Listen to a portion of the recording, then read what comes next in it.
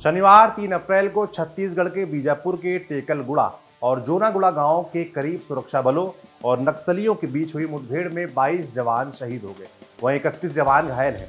शहीद जवानों में सीआरपीएफ यानी सेंट्रल रिजर्व पुलिस फोर्स की कोबरा बटालियन के 7 जवान, सीआरपीएफ की बस्तरिया बटालियन का 1 जवान, डीआरजी यानी डिस्ट्रिक्ट रिजर्व गार्ड के 8 जवान और एसटीएफ यानी स्पेशल टास्क फोर्स के 6 जवान शामिल हैं।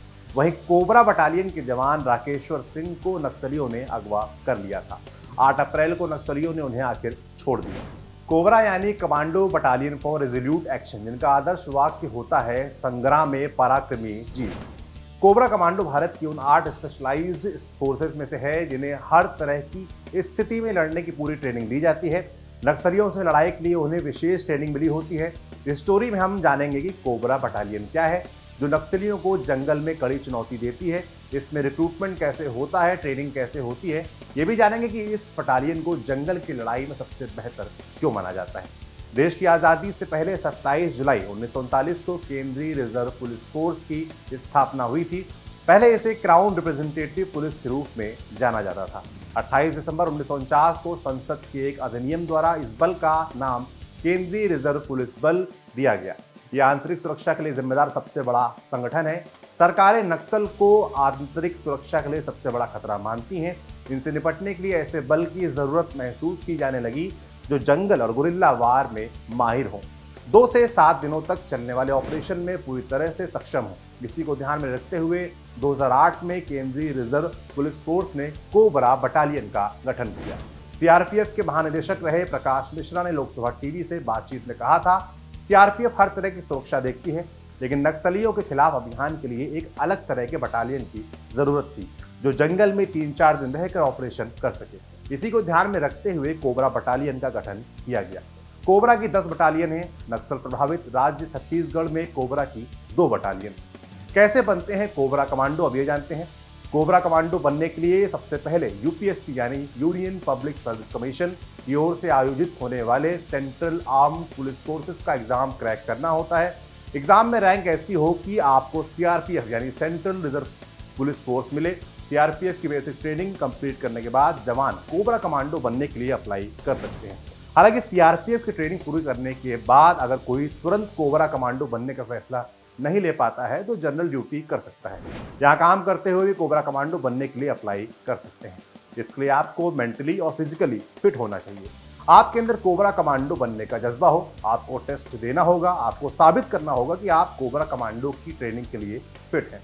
सीआरपीएफ के जवान अगर कोबरा कमांडो बनने के लिए सारी बाधाओं को पार कर लेते हैं तो इसके बाद उनकी 90 दिनों की ट्रेनिंग होती है। यह ट्रेनिंग इतनी टफ होती है कि ज़्यादातर लोग फेल हो जाते हैं। इस दौरान बीमार होने पर भी बाहर कर दिया जाता है। अंतिम 7 दिनों की ट्रेनिंग बहुत ज़्यादा मुश्किल होती है। ज़्यादातर जवान इन 7 दिनों में ही बाहर हो जाते हैं। 3 महीने की physical training cobra school of jungle warfare and statics में होती है। कोबरा कमांडो के बारे में कहा जाता है कि ये कुछ बातों में अमेरिकन मरीन कमांडो से आगे हैं। इस बटालियन का गठन इसी आधार पर किया गया जिस आधार पर अमेरिकी कमांडो तैयार किए जाते हैं। कोबरा की ट्रेनिंग से लेकर उनकी ऑपरेशन को अंजाम देने के तरीकों तक बहुत कुछ यूएस मरीन कमांडो से मिलता है। खासतौर पर घने जंगलों में नक्सली और आतंकियों के खिलाफ बड़े ऑपरेशनों को अंजाम देने के लिए इस विशिष्ट फोर्स को खास तरह की ट्रेनिंग मिली होती है। कोबरा बटालियन का गठन जंगल की लड़ाई के लिए ही किया गया है। सबसे पहले उन्हें यह सिखाया जाता है कि जंगल में कैसे सर्वाइव करना है, अगर ऑपरेशन के दौरान कोई अवरोध आ जाए तो कैसे लक्ष्य तक पहुंचना है। इस बटालियन को इंस्पेक्टर जनरल रैंक का ऑफिसर हेड करता है। कोबरा जवानों को गुरिल्ला वॉरफेयर, फील्ड इंजीनियरिंग, विस्फोटकों का पता लगाने, जंगल में जान बचाने की टेक्निक समेत उग्रवादियों और नक्सलियों से लड़ने के लिए भी तैयार किया जाता है। इनके स्पेशलाइज्ड ट्रेनिंग प्रोग्राम में जंगल वॉरफेयर, ऑपरेशन की प्लानिंग और उसे पूरा करना, शारीरिक क्षमता, मैप रीडिंग, जीपीएस, इंटेलिजेंस और हेलीकॉप्टर से कूदना शामिल होता है।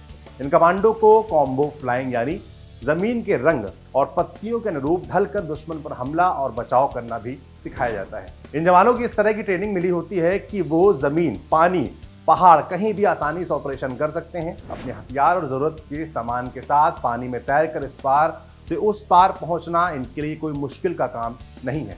दिन हो या रात, हर समय ऑपरेशन के लिए ये लोग तैयार रहते हैं। ट्रेनिंग के दौरान इन जवानों को रात की परिस्थितियों में ढलने की भी ट्रेनिंग कराई जाती है। इन जवानों को ऑपरेशन के दौरान इतिहास में हुई गलतियों से सबक लेना सिखाया जाता है। रात को नक्सली पेड़ काट कर गिरा देते हैं, जैसे ही कोई हटाने की कोशिश करेगा तो आईईडी ब्लास्ट हो जाता है। डेड बॉडी के अंदर प्रेशर बम लगा देते हैं ताकि इन शवों को उठाने वाले को भी नुकसान पहुंचा सके। 3 से 4 दिनों तक चलने वाले ऑपरेशन में अगर पानी खत्म हो गया तो जवान गांव में पानी भरने नहीं जाते हैं, क्योंकि नक्सली हैंडपंप और मटके में भी बम फिट कर देते हैं। इससे जवानों का नुकसान हो जाता है, इसलिए ऑपरेशन के दौरान जवान नदी और नाले से ही पानी भरते हैं। ट्रेनिंग के दौरान उन्हें नक्सलियों के तरीकों को पार करना भी सिखाया जाता है। एक बार कोबरा कमांडो बनने के बाद हर साल 1 महीने की ट्रेनिंग करनी होती है। जब जवान ऑपरेशन नहीं कर रहे होते हैं तो उस दौरान वो ट्रेनिंग ये करते हैं ताकि खुद को हर ऑपरेशन के लिए फिट रख सकें। आमतौर पर कोबरा कमांडो की सर्विस 5 साल की होती है, फिट होने पर 7 साल कर सकते हैं। कोबरा कमांडो को सीआरपीएफ के दूसरे जवानों की तुलना में रिस्क अलाउंस भी मिलता है, फैमिली रखने की सुविधा मिलती है, कैंटीन की सुविधा मिलती है। सर्विस के बाद कोबरा कमांडो अपनी मर्जी की पोस्टिंग ले सकते हैं, वापस सीआरपीएफ की दूसरी बटालियन में भी जा सकते हैं। ये सवाल है नहीं, एनएसजी, एसपीजी और एनडीआरएफ में भी जा सकते हैं। सीआरपीएफ की कोबरा बटालियन में अब महिला कमांडोज को भी शामिल किया जाने लगा है। आप देख रहे थे दी लल्लन टॉक।